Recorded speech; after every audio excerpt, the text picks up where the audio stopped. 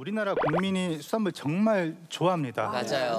얼마나 좋아하냐면 전 세계에서 즉 해산물 소비량이 1인 기준으로 최고 1위입니다. 와. 한 사람이 1년 동안 먹는 양이 약 58kg에 달해요. 일본보다 더 많이 먹어요? 일본보다 더 많이 먹습니다. 와. 2위가 노르웨이, 3위가 뭐 일본 이렇게 가는데 이게 OECD 가입 국가 중에서도 1위고 어머. 그리고 OECD 가입국의 평균치가 보통 1인 연간 소비량이 20kg 정도 되거든요.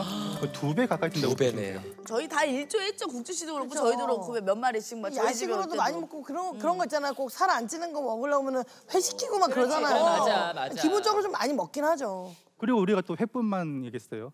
그 바다에서 나는 거의 모든 수산물을 다 먹는단 말이에요. 멸치 육수 맨날 내잖아. 우리는 찌개 끓일 때 멸치 육수를 엄청 내잖아. 그렇죠. 그리고 또 다른 나라에서는 잘 안 먹는 개불, 해삼, 멍게 이런 개불이 그거 맛있는데. 그걸 왜 안 먹지? 거 좋아하시죠? 되게? 네. 심지어 오죽하면은 영국에서 골뱅이가 그렇게 많이 나는데 그쪽에는 소비가 안 되니까 우리나라로 다 수출한다고 합니다. 골뱅이를? 골뱅이탕 얼마나 맛있는데. 골뱅이 무침. 실제로 꼼장어도 우리나라만 먹는다고 하지 않아요? 맞아요. 이게 사실 꼼장어가 바다에 있는 사체를 뜯어먹는 그런 장어류라고 해서 좀 기피하는 경향이 있어요. 보기에도 좀 징그럽고 또 미국에서 꼼장어를 정말로 많이 잡아다가 한국으로 다 수출을 하고 있죠. 그래요? 그럼 거의 뭐 독점이네요? 거의 그렇다고 봅니다. 오히려 좋지. 오히려 좋아, 오히려. 수리남 개념이네요. 수리남에서도 홍어 수출 이렇게 하잖아요. 그러네. 그 개념이네, 진짜. 그렇게 삭혀 먹는 것도 우리나라가 거의 유일하고 진짜. 이렇게 다양하게 우리가 수산물을 섭취를 하고 있는데 문제는 이런 수산 강국이지만 그에 맞는 정보력이 아직까지 좀 미비한 것도 사실이고요. 더욱이 우리 국민 소비자분들이 수산물이 어디서 왔고 어떤 것이 내 입에 들어가는지를 제대로 알지 못하고 드시는 경우가 많습니다. 정말 좋은 강의입니다. 예. 아니, 진짜 하신 말씀이 감동적으로 제가 우리나라 국민이 모르고 먹는다. 그렇죠. 맞습니다. 말씀하신 대로 간 맞잖아. 맞다고 지금 그러잖아. 철에 어떤 걸 먹어야 하는지 맞아요. 그게 중요하죠. 어떤 걸 먹으면 안 되는지 네. 그래서 오늘은 제가 여러분께 수산물을 제대로 잘 즐기기 위해서 꼭 알아야 할 것들을 알려드리겠습니다.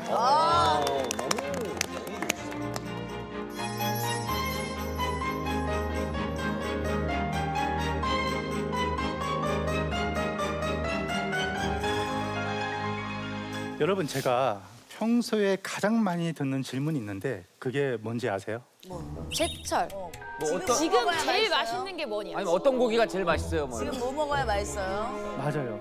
자기가 이번에 속초 가는데 지금 가서 뭘 먹는 게 가장 맛있냐. 제철 수산물에 대해서 많이 물어보십니다. 그래서 지금부터 봄이 가기 전에 꼭 먹어야 하는 제철 수산물을 소개해드릴 거예요. 야, 이거 안 알려주셨으면 나도 연락했을 거야. 지금 뭐 오늘 먹어야 돼? 그렇지. 진짜 쪽집게강이다. 잡아. 자, 일단 제철이 어떤 개념인지 여러분 제철 수산물이 도대체 무엇인지 혹시 아시나요? 계절 자, 그 철에 나오는 생선. 그렇죠. 활발하게. 예. 그 제철 아닙니까? 살이 올랐을 때. 그렇지. 그러니까 사실 솔직히 요즘 또 방송과에 우리 용진 선배님 제철이잖아요. 너무 바쁘셔가지고. 그러니까 이 고기도 활동하는 막 제철이니까 너무 바쁘게 막 움직이거나 여기저기 돌아다니면 가장 많이 근육량이 잡히고. 맛있을 것 같아. 지금 거의 모든 답변 다 나왔어요.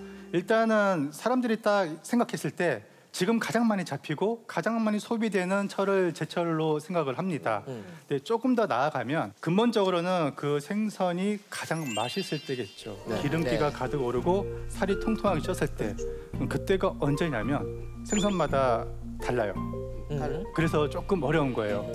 생선마다 산란을 하잖아요. 네. 보통 산란을 준비하는 시기, 이때 암컷은 난소, 즉 알을 만들 이 난소를 찌우기 시작하고 즉 생식소를 찌우는 기간, 이때가 가장 영양분이 가득하고 지방이 낍니다.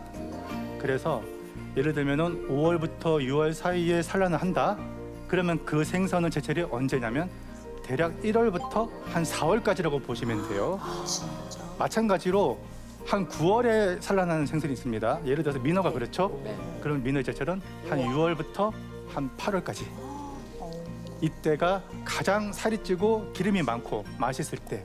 자, 그런데 생선이 이제 산란이 임박하잖아요. 이제 곧 알을 낳을 애들 배가 불룩합니다. 네. 그러면은 암컷은 알을 이만큼 찌우는데 이게 살에 있던 지방과 맛과 영양 성분들이 알로 모이게 돼요. 그러면은 그때 잡아먹는 해는 기름이 빠져서 물컹물컹 질겅질겅거리고 살이 좀 밍밍합니다. 자, 그리고 또 하나는 이제 알을 낳았어요. 그러면 배가 호축해지잖아요. 그렇죠. 그러면은 이 알에 모였던 영양분이 한꺼번에 밖으로 빠지는 겁니다. 그러면 살도 홀쭉하고 먹을 살도 많지는 않을 뿐더러 맛도 밍밍하고 없고. 그래서 산란 직후와 산란 직전 어느 쪽이든 사실 맛이 없어요. 이때는 번식을 하도록 양보하는 것이 맞겠죠. 다 먹으면 안 돼. 아니 그러면 선생님 그건 이제 그 자연산인 경우인 거고 그 양식은 사실 제철이 따로 없지 않아요? 없죠. 사실 양식도 제철이 똑같습니다. 자연산이랑. 아 그래요? 다만 자연산과 차이가 있다면 자연산은 아무래도 야생의 양육 방식에 살아남아야 되잖아요. 그러면 제철이라 하더라도요. 개 중에서 좀 먹이 경쟁에서 도태된 애들 그런 애들은 살이 좀 빠져 있어요. 개체별로 차이가 있지만 양식은 매일같이 양질의 사료를 먹고 있기 때문에 항상 살이 좀 쪄 있죠. 그래서 아무래도 자연산보다는 맛의 편차가 좀 적은 건 사실이고 이거 알겠으니까 선생님 리스트를 좀 불러주세요. 지금 써야 되니까. 지금 산란 준비하고 있는 애들 누구지 지금 불러보세요 빨리. 자, 그거만 받으면 돼. 첫 번째. 저는 이거 받으려고 온 거예요 지금. 예. 열심히 정리돼 진짜. 일단 첫 번째 여러분께 추천하고 싶은 수산물은 요거는 생선계의 라고 하는데 뭐냐고요? 뭐야? 있어요. 다금바리 아니야? 다금바리? 다금발이야? 다금바리 아니면 뭐 양세바리까지 나올 것 같은데.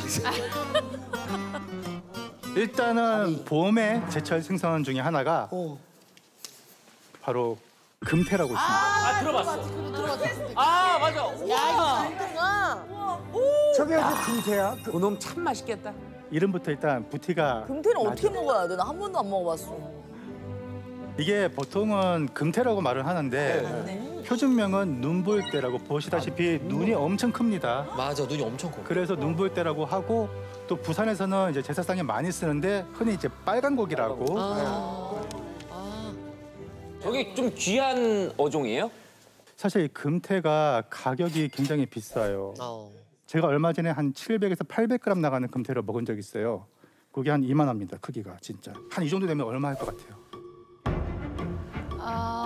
한 그리고 3만 5천 원. 5, 6만 원. 500만 원 할 것 같아. 3만 5천 원. 딱. 뭐야? 생선 장사했나? 찍어봤습니다. 딱딱 맞춰.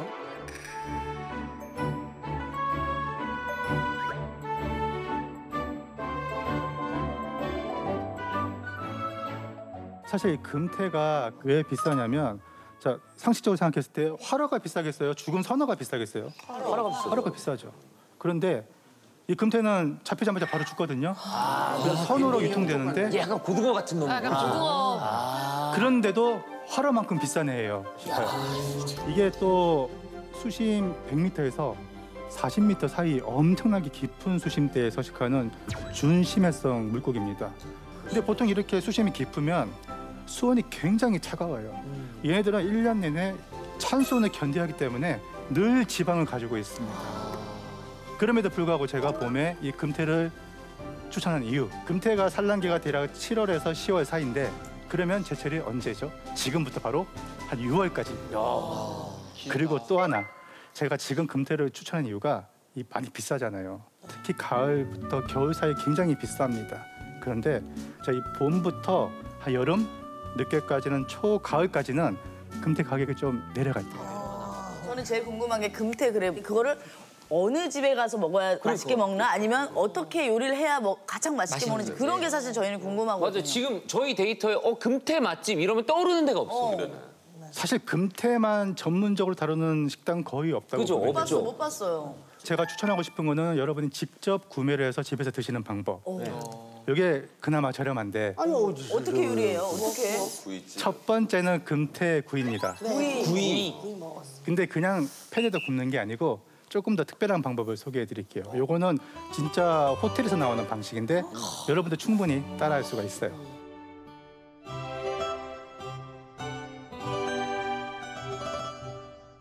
일단 중요한 것은 금태구이에서 생명은 비늘입니다. 보통 비늘을 쳐야 되는데 금태만큼은 비늘을 살려서 통째로 구워야 돼요.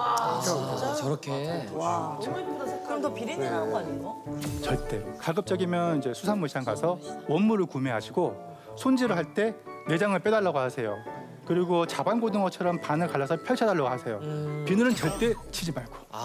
그 상태로 가지고 와서 어떻게 하냐면 팬에다가 식용유를 종이컵으로 2컵을 붓습니다. 너무 빨라. 너무 맞아. 핸드폰 갖고 와서. 녹음해. 내장은 빼고 그리고 연기가 아주 살짝 올라올 정도로 기름을 달궈주세요. 달고.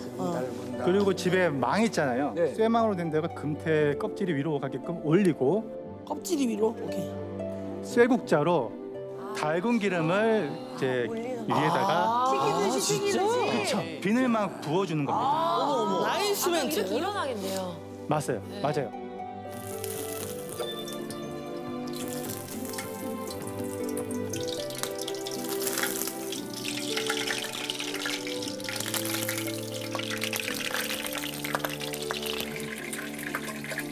그러면 금태 비늘이 소나무 껍질처럼 싹 올라옵니다. 근데 선생님 저 정도면 겉에만 익은 거잖아요. 맞아요.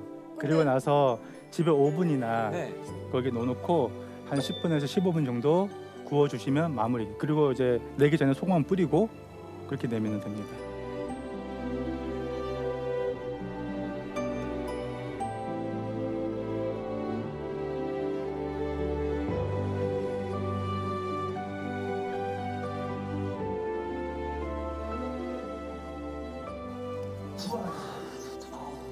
비닐 아까 안 뜯었는데 먹어도 되는 거예요? 금태 비늘이 유독 얇아서 그래요.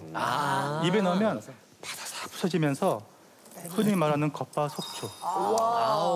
이렇게 먹어본 적 한 번도 없잖아, 솔직히. 먹을 수가 없지. 거 처음인 것 같아요. 근데 저게 그러면 어느 정도 맛의 데이터가 있잖아요. 저희가 구이, 생선 구이 어느 구이랑 좀 비슷해요?